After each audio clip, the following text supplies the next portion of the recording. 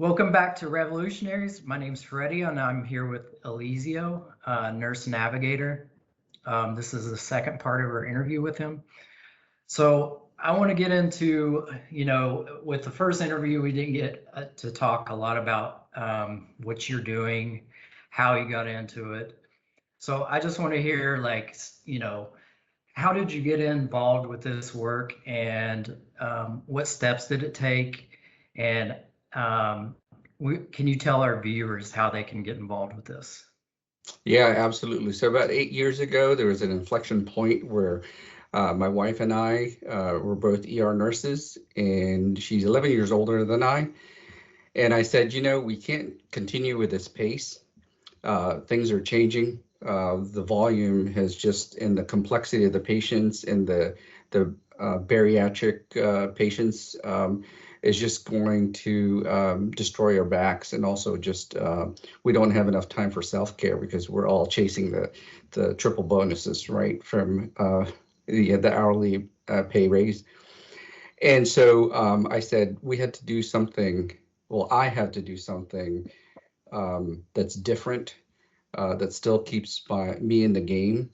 And so I saw these case managers in the ER, and I asked them how to become a case manager, and there happened to be a position that was unfilled for 2 years in one of our health systems, hospitals in the health system. So I decided to just jump in the fire, sold myself, and then kind of faked it till I made it, and and then just became nurse case manager. I got certified. I wanted to still solve the pieces of the puzzle for the patient, but not do hands-on care. And that's what I thought that what I needed.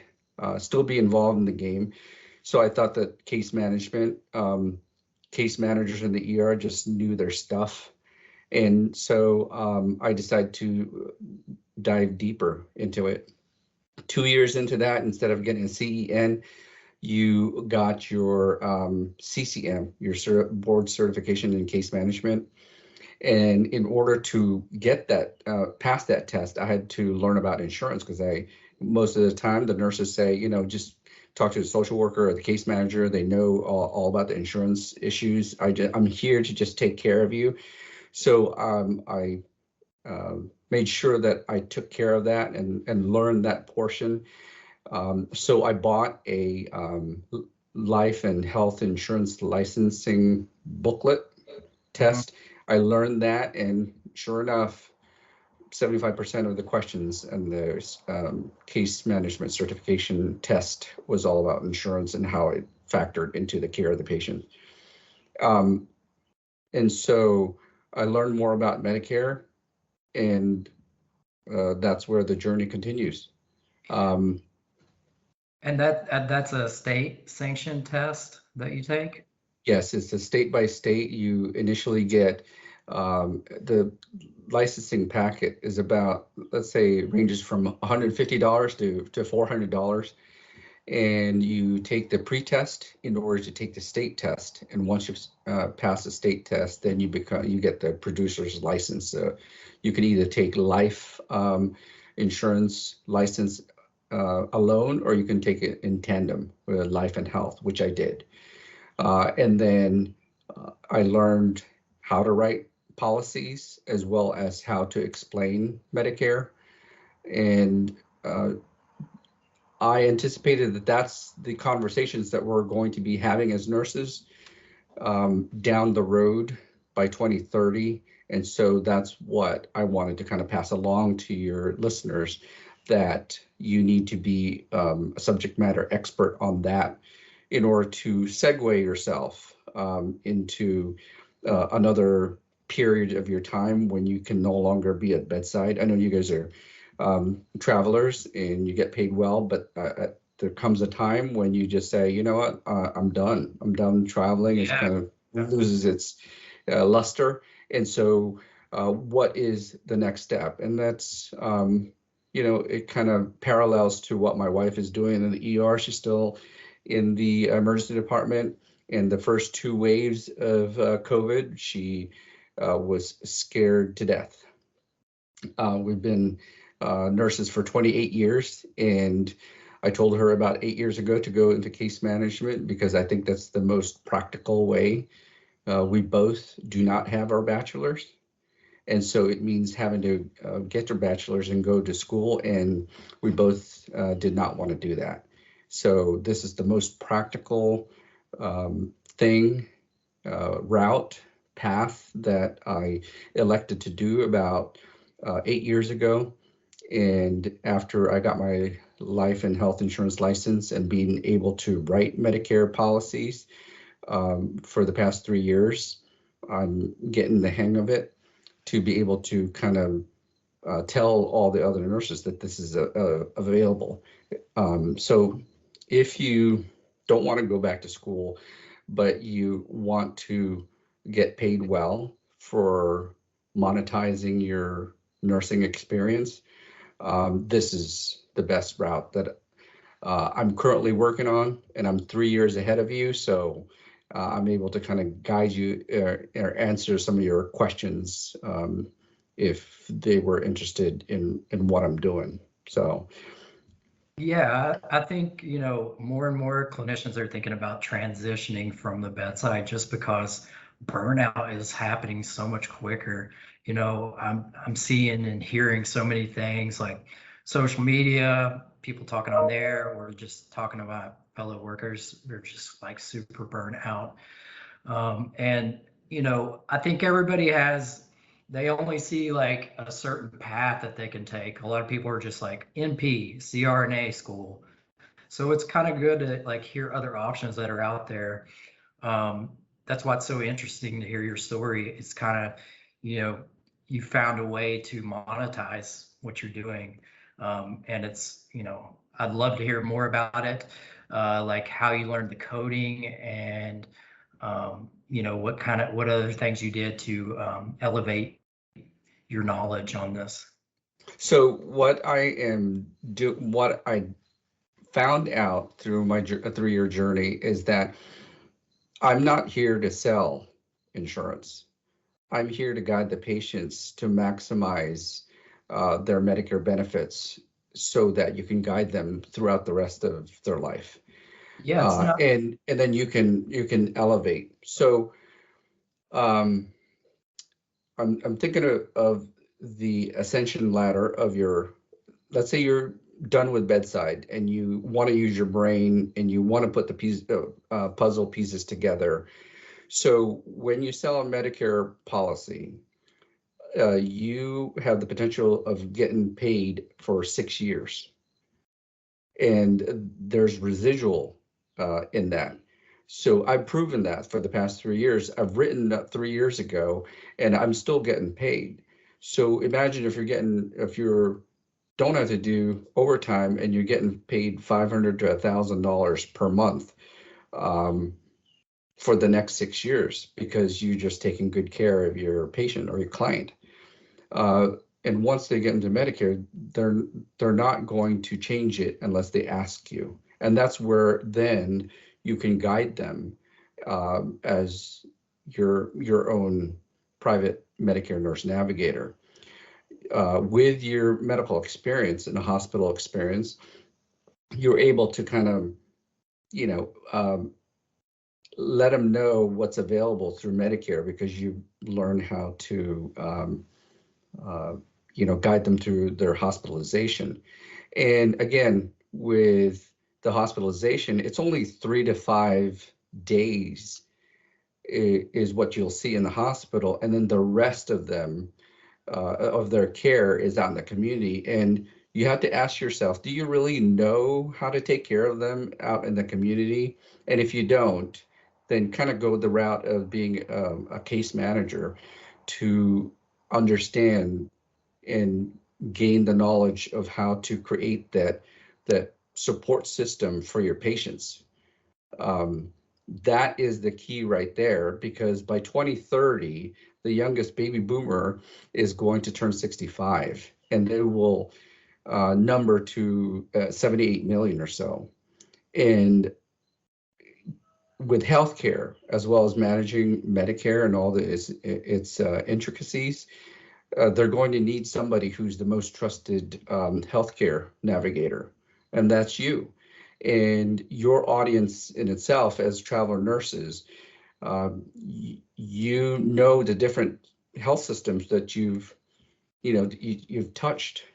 Most of the certified financial planners, the insurance agents don't have that background. And most of the consumers, I feel, are going to want the best person for themselves, for their parents, and also, forever, basically, is what my theory is. Because that's what I see right now. In the emergency department, when I cover, especially during the weekend, I cover 3 emergency departments. Most of the clientele now, the patient population, are in their 80s and 90s. And if they chose the wrong Medicare policy for their diagnoses and their multiple health problems, it's going to be tougher for them to work through the whole healthcare system, as well as more money out of pocket, which they can't afford.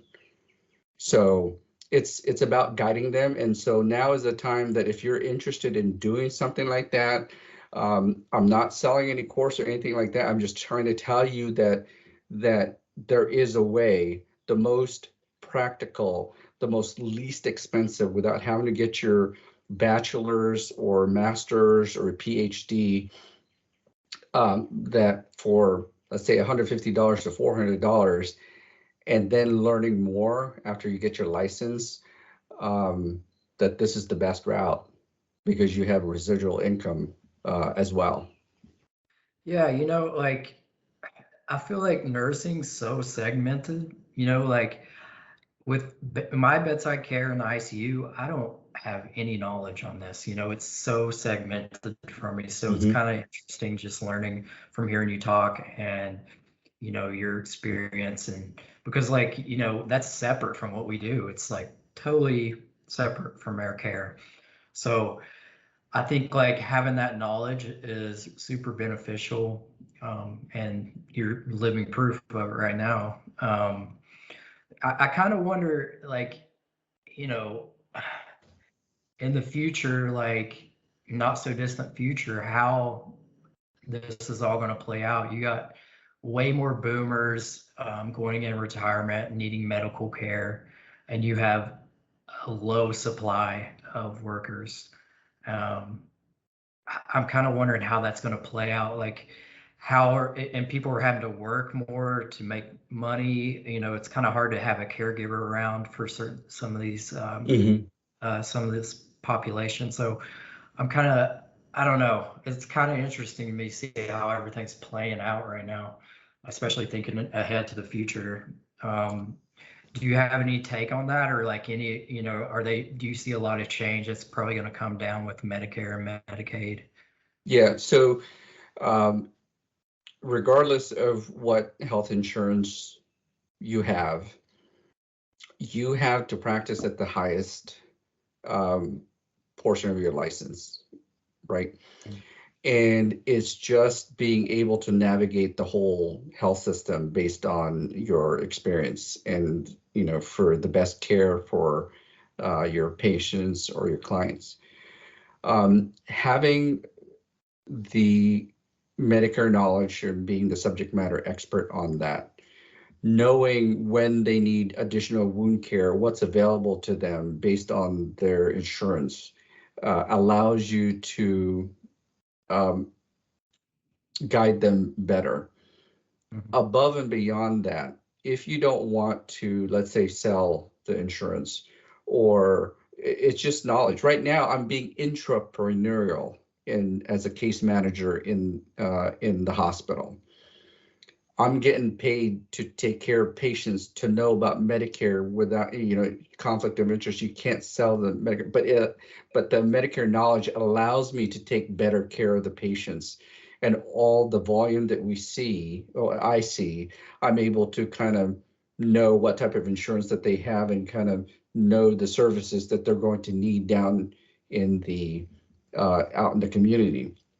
Then out in the community, you need to network to try to figure out who you're going to refer and hand off to the patients. And one of them is these types of nurses that they're life care managers. So the two authors here, Jennifer Crowley and Shanna Huber, they wrote a book, and I was one of 39 contributors to that. And I gave them my take, this take right here of what I'm doing right now, that is available to you as a nurse, an experienced nurse, that you can help navigate somebody throughout their whole life, the rest of their life, in that manner. With your subject matter expert in Medicare, you can also attach yourself to certified financial planners or big financial planning groups, because down the road, yes, they planned all this money, right, for their clients, the financial planners. But if you think of a mountain, right, here's the accumulation phase that to get to the top of the mountain, they turn 65, and then the deaccumulation phase. Well, if you look at the bottom of the other side of the mountain, that's where we're experts at, the ones who are experienced nurses. So you know how the life seasons will go, the death and dying issues, so you can guide your clients who are 65 through Medicare and beyond. And that's what you're able to go to those financial planning groups and have a seat at the table, which the nurses have been clamoring for all these years. They want a seat at the table and kind of guide, give value. Yeah. Because, right? So you can do the same thing as long as you know and you're licensed in Medicare. Because once you're licensed in Medicare, and those financial planners are also licensed, you have parity. You can actually share in their commissions. So, you work that out in the back end, but that's not your driver. Your main driver is to make sure that you give value, that they're going to be well taken care of. They have all the resources that they need. You know their medical backgrounds. You know what the disease process is for, COPD or Alzheimer's or Parkinson's, right? So those, if they're unfortunately diagnosed with that, you know that all the money that they've saved can hemorrhage on the back end, and that's what you're going to be helping those financial planners avoid, right? So that if they're thinking that, oh, I'll self-insure it when I have $1 million. Well, when they have the Parkinson's disease, you know what their healthcare trajectory is going to be. You know that they're going to need hands-on care. So you can tell that and guide the team, the family office, as to here's what's going to happen. He's going to need more hands-on care, and this is how much it's going to cost, so they can plan for it for, let's say, 5-10 years or so. So there's different applications, and it all starts out with being the subject matter expert on Medicare. You don't have to have $40,000 in debt. You can learn on the fly. You can open your eyes when you go to travel to different hospitals and different health systems to see regionally how they deal with reimbursement, right? And just network, right? So those are, literally some of the examples that I'm going to be doing, and I'm also working with financial planners, because that's what's available to you once you know that. Yeah, we're always preaching networking for sure. I think that's huge in this industry, And I love that, you're parlaying your nursing knowledge into this, because nobody else knows how to do this unless you're a nurse. You have that clinical knowledge. They don't know how to guide them correctly. So I love that aspect of it.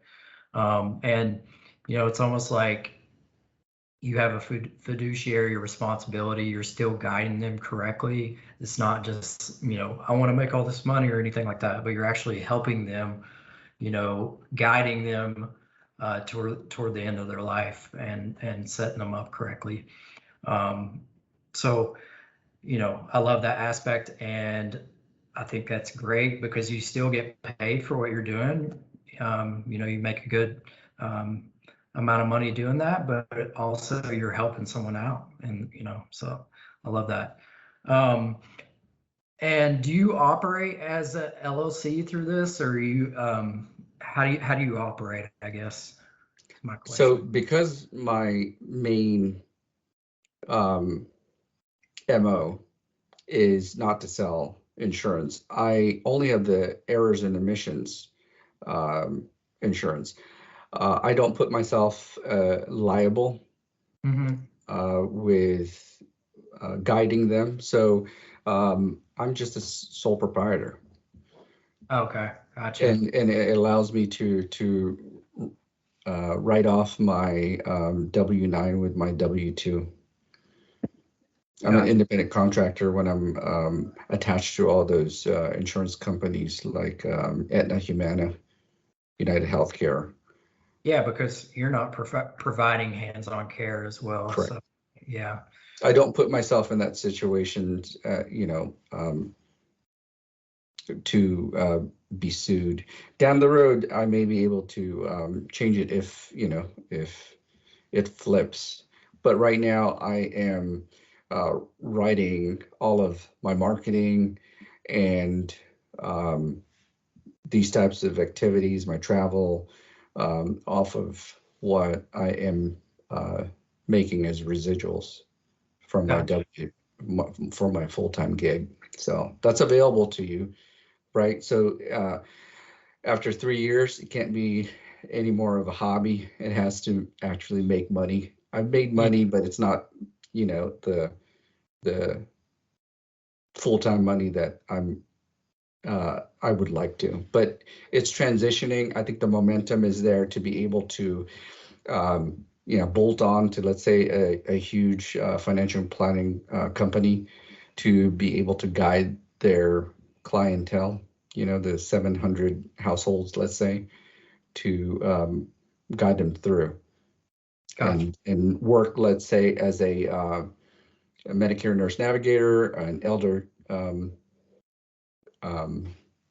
geriatric care manager, right, or a life care planner, Yeah. and you're right. So I mean, it's a huge need with all the boomers retiring and going into their golden years. So I think that's a great opportunity for, our clinicians if they're interested in that. oh, So, so I forgot to answer your question though, oh, which yeah. is what I see the trends are in providing care. So right now at the hospitals, if when I see a patient that is needing a lot of resources, I'm seeing that it's either your time or your money, and some of the family members are too busy to take care of their parents. And so they have to hire those non-medical home care staff, and they're ranging at the high level of about $30 an hour. So you just multiply that to 24/7. If it's thousands, $4,500, let's say, per month, right?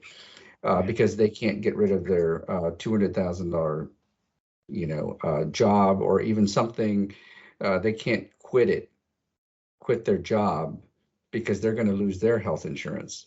So that's where I am seeing the trends. That's where I am also seeing that qualified help is hard to find. Yeah, I would think it would be terribly hard to find help right now just because there's so much pressure on wages right now. And I see it in like all the Facebook groups. People are like, hold out, until this big pay comes or Yeah. whatever. So I mean, like, there's so many distortions going on right now with labor, and I could see that really affecting some of these people, some of your clients. So back in, and I don't know if you saw the other interview with MK, but I don't know if I told her this, but my first job was as a medical assistant after graduating nursing school. Yeah, I saw you about that. The aide asked me to work as a nurse, and they paid me as a nurse, and that's the only reason why I was able to work uh, at home for that patient, and took care of Mrs. B. And that's the price war that we're going to have. If you have long-term care insurance and additional funds, you're going to be able to afford the best care, or the most reliable. You're going to be able to find well-seasoned nurses like you and me, and my wife, to be able to have a living wage as well as pay you top dollar for your care, because you know you're going to get top dollar. What I see is that for those who don't have the family support um, and just the funds, I'm having to dig deeper and deeper for resources for them in their 80s and 90s, because they don't have, let's say, family support, and it's sad, but there's still some time to prepare for it, and that's what I'm getting on the soapbox, to be able for them to see this video and pay attention to the fact that when the media says that there's not enough PPE for the nurses, it all translates to the community care that patient is going to have. So if we're, you know, crying about reusing PPE, imagine if you're the son of your 90-year-old mother, and where are you going to get your PPE if the nurses can't get it? Right. So is it your mother is going to pass away first, or you're going to be so sick that you're both going to be taking care of each other? And that's what is not translating out there in media that they're seeing, and we should be telling them that. Yeah, yeah. And I think like a lot of times for me, I'm not in that setting, so it's nice to hear your perspective on that and what's going on. I could see it causing all kinds of problems. Are you able to find caretakers for some of these people, or does it just take a lot longer, or At how? its peak, at its peak, um, we're in our area, we were only able to find a handful of facilities to transition them um, to get stronger because they're deconditioned, and or accept them with high flow O2. Their cutoff is like 5 liters per minute, Mhm. and if they're deconditioned, and if they were able to segregate their facilities, there's only a certain portion. And then once there's a breakout, they're decommissioned for like 2 weeks. So they were really, really um, uh, vigilant in what patients that they were able to, what patients they were able to accept. Mm. And so it was tough. It was tough to find the caregivers with the PPE, the companies that had it, and the companies that had staff that they can provide to the home, or Yeah. even if the patients, the family members allowed them to come into the home. Yeah, are you getting a lot of pushback with that? Well, Caretaker they push back as in, like concerned about them giving COVID to their loved ones. oh, absolutely. Yeah. When the first two wave was in, now that there's going to be the variants, they're I'm thinking that they're going to be hyper vigilant as well. And so it's just a matter of, yes, they want to go home, but do we have enough staff, home health care staff, to manage them at home or visit them at home in a timely manner within 24 to 48 hours. And also just additionally resources. So it's tough. It's a logistical nightmare. And again, at its peak, we were holding some of the patients for 30 days. And so you can just imagine what happens, the backlog in the ER. Yeah. And, Yeah. and in the ICU. Yeah. Oh yeah. So, Yeah. and on my Facebook, I just, some of the screenshot that somebody was showing about in an area, all the hospitals that were on divert because they didn't Oh, have the yeah. nurses as well Yeah. as, I right? saw that. I actually saw that. I think it was in Indianapolis. And then I try to read Becker's hospital review pretty Hmm. often. And they were saying like Oregon, all these states like had to shut down whole departments because they don't have staff, or they're trying to come up with creative ways to retain staff. Um, it's just a whole mess. I like. Yeah, it's no longer about the money, Freddie. I'm telling you, if you're thinking that, after, my wife and I have um, the years of experience to know that this is the toughest that we've seen it. And this is the most scared that we have as ER nurses, to not know what we can possibly give to our children and also to her 83-year-old mother. And also understand that my daughter's in labor and delivery as a labor and delivery nurse, and then my 22-year-old is med surge right now on a level 1 trauma center. So they're also exposed and they have their stories as well. And even the 22-year-old was just saying, this is ridiculous. The ratio on med surge is 1 to 7, 1 to 8 at times. Yeah, like I think med surge is one of the most difficult just because I mean you're bogged down with so many patients, and to handle that and be able to catch something because it's so task oriented, you Yep. like just trying to catch up. But if you're not a seasoned nurse, you may miss something, or something's not double checked. You may make a med error or make a mistake. Right. So, you know, I I I I feel like something's got to give. Something's got to change in healthcare. Like, Yeah. So you know, in that tone, what's your plan? For your audience, what is your plan for the next, 3 to 5 years? If you feel that, let's say, again, they may not want to go my path, but I feel that, I've tried all different things for the past, worked in corrections, worked in ER, all different ERs, all different agencies. I worked, California Department of Corrections as a contractor as well, and started my business and all this stuff.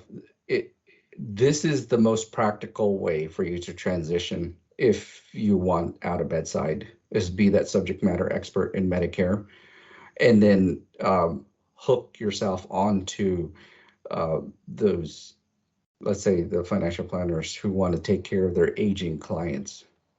yeah, They help them make all their money, and then now to differentiate themselves and provide greater service, they're going to hire you as their Medicare nurse navigator hmm at whatever salary you're going to negotiate that's comfortable for you, to first of all not have the volume that you need, that you're subjected to at the hospital, as well as the being able to have the time to collectively and holistically know your patient and yeah, guide them through, right? You don't yeah, have to yeah, triage them every 5 minutes, right? And yeah.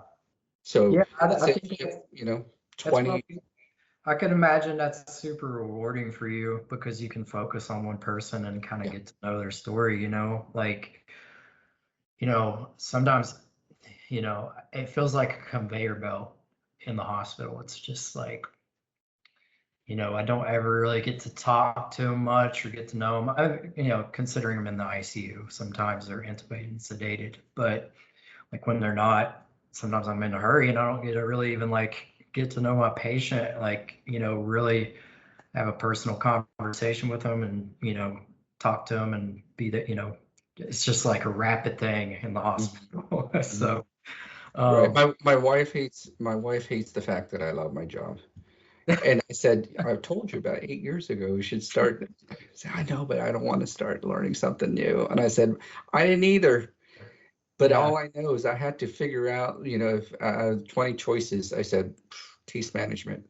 This is it. I don't have, it's so sometimes your hand may be forced, so I think like learning as much you can is, that's just part of life.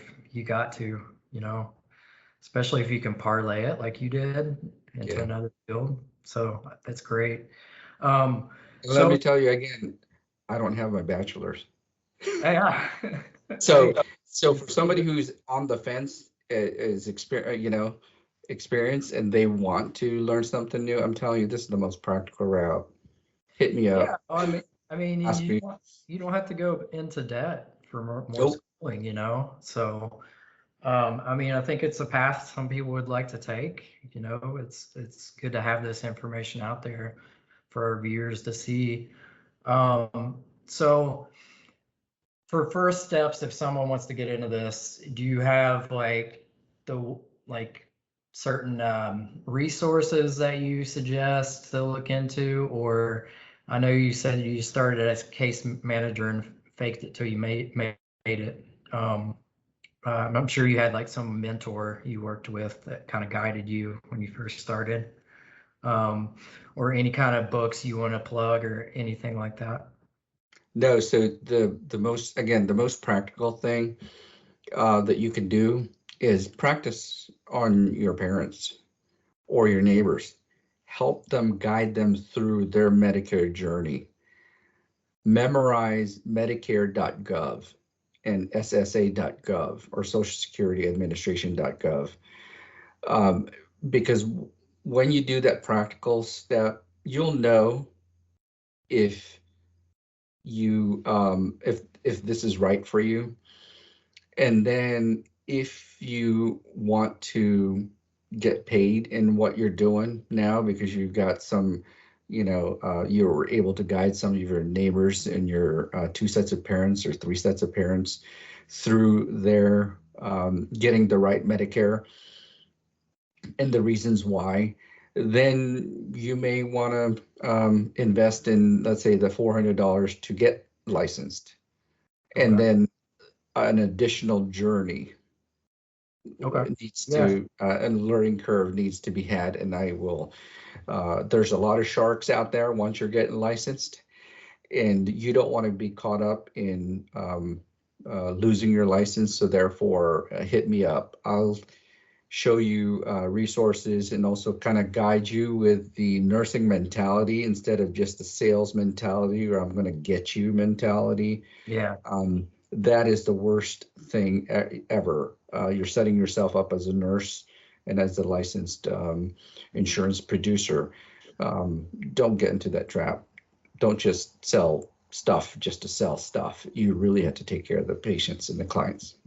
Yeah. And then after that, um, join. There's I will introduce you to a few nurses who are already doing this in Florida, a lot in Florida and California, um, everywhere, because I've been hanging around with all those Medicare insurance gurus, as well as the insurance producers that are making $2 million a year plus in residuals, right? Jeez.